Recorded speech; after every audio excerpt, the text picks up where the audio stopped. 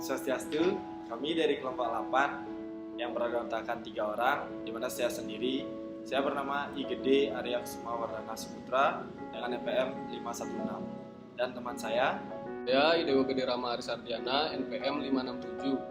Dan teman saya Gede Alvin Andika Purisatya NPM 18321211050. di mana kami di sini ingin mempresentasikan tentang teknik yang mempengaruhi kepemimpinan model kekuasaan dan pengaruh kepemimpinan untuk perubahan organisasi. Di mana kita akan membahas yang pertama tentang teknik mempengaruhi dalam kepemimpinan.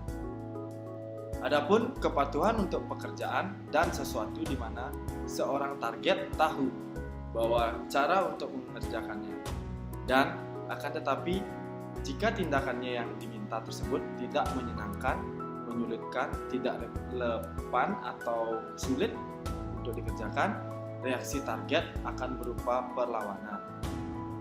Dan juga komitmen target akan menjadi hasil yang tidak diinginkan untuk permintaan yang sederhana kecuali dalam kondisi yang menguntungkan.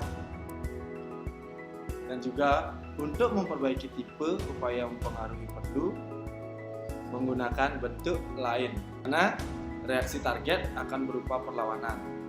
Dan selanjutnya komitmen target akan menjadi hasil yang tidak diinginkan untuk permintaan yang sederhana. Selanjutnya, berbagai studi telah mengidentifikasikan beberapa tipe dari taktik pengaruhan proaktif, di mana termasuk Keynes, Schmatz, dan Wilkinson pada tahun 1980 dan tahun 1978, di mana juga dilakukan oleh Locke pada tahun 1982 dan Pelbe tahun 1990. Berdasarkan studi terakhirnya, Yuki dan para koleganya seperti Yuki N.M. Pelbe dan juga Lucky Lemsinger telah mengidentifikasikan 11 taktik mempengaruhi proaktif yang relevan untuk mempengaruhi bawahannya, rekan, sejawat, dan atasan pada organisasi besar. Dan juga setiap taktik akan dijelaskan secara singkat dan kondisi yang mendukung penggunaannya akan dilakukan. Selanjutnya, saya akan menjelaskan tentang taktik mempengaruhi proaktif, di mana ada bagian-bagiannya berupa persuasi rasional, memberi penilaian, memberi inspirasi, konsultasi, pertukaran, kolaborasi, daya tarik personal, dan juga mengambil hati, di mana perlunya taktik legitimasi, tekanan, dan taktik koalisi. Adapun penjelasan tentang taktik persuasi rasional, di mana agen menggunakan argumen yang logis dan bukti yang faktual dalam menunjukkan proposal. Selanjutnya, saya akan mempresentasikan tentang tipe lain perilaku mempengaruhi. 11 taktik mempengaruhi yang baru dijelaskan digunakan dalam upaya mempengaruhi proaktif untuk memotivasi orang lain untuk memenuhi permintaan, melaksanakan tugas, dan mendukung proposal. Beberapa tipe perilaku mempengaruhi lainnya lebih reaktif daripada proaktif. Perilaku ini khususnya digunakan setelah target siap untuk melaksanakan permintaan atau gagal untuk memenuhi aturan dan regulasi. Perilaku manajerial masih mempengaruhi perilaku target, terutama dengan lebih banyak memberi panduan atau memudahkannya daripada memberikan energi kepadanya. Hanya sedikit penelitian yang meneliti bagaimana taktik mempengaruhi proaktif mempunyai hubungan dengan aspek lain dari perilaku kepemimpinan. Selanjutnya, model kekuasaan. Konsep ini lebih fleksibel untuk digunakan dengan berbagai cara. Istilah ini sangat mempengaruhi agen terhadap seseorang sebagai satu target atau terhadap berbagai orang yang menjadi target. Terkadang, istilah ini menunjukkan potensi pengaruh atas hal-hal peristiwa dan juga sikap dan perilaku. Terkadang, agen merupakan kelompok atas organisasi, bukannya individual. Dan selanjutnya, tipe dan sumber kekuasaan. Upaya untuk memahami kekuasaan biasanya dengan membedakan berbagai tipe kekuasaan.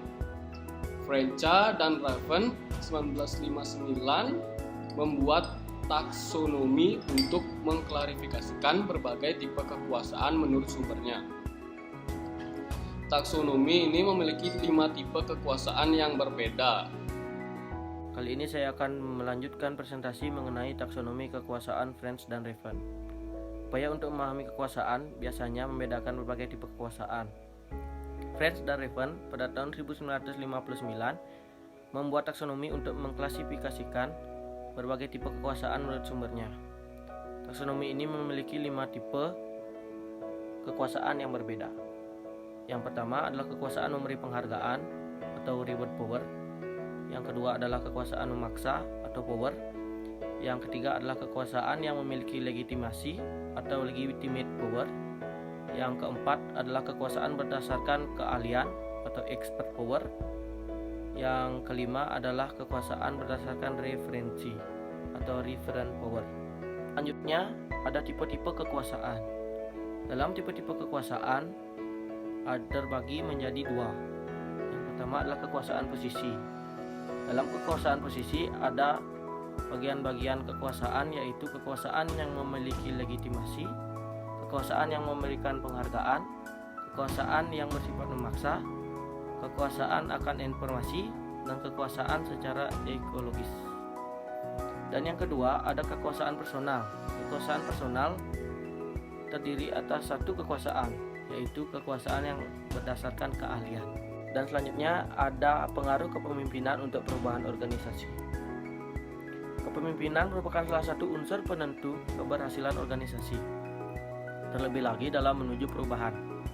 Untuk memahami apa yang dimaksud dengan kepemimpinan atau leadership, ada baiknya terlebih dahulu mengetahui arti pemimpin atau leader. Hal ini disebabkan kepemimpinan dilakukan oleh seorang pemimpin dan ia mengemban tugas dengan beraktivitas untuk melaksanakan kepemimpinan tersebut. Dari beberapa definisi dan konsep kepemimpinan terlihat bahwa kepemimpinan pada artinya merupakan kegiatan atau aktivitas yang mempengaruhi dan menggerakkan orang lain untuk bekerja sama dalam rangka mencapai tujuan bersama, apakah tujuan itu berupa perubahan organisasi dan sebagainya. Kurt Lewin dan Singh berpendapat bahwa perubahan yang sukses dalam organisasi hendaknya mengikuti 4 langkah. 4 langkah tersebut, yang pertama adalah keinginan untuk berubah, yang kedua adalah pencairan, yang ketiga adalah merubah, dan keempat adalah memantapkan. Kepemimpinan perubahan akan berhasil apabila ia kuat dan mampu menjalankan perannya seperti yang disebutkan di atas. Di samping itu, beberapa teori menyatakan bahwa kepemimpinan melalui pimpinannya berpengaruh langsung terhadap perubahan organisasi. Hal ini sangat mendukung untuk pimpinan tersebut melaksanakan perannya.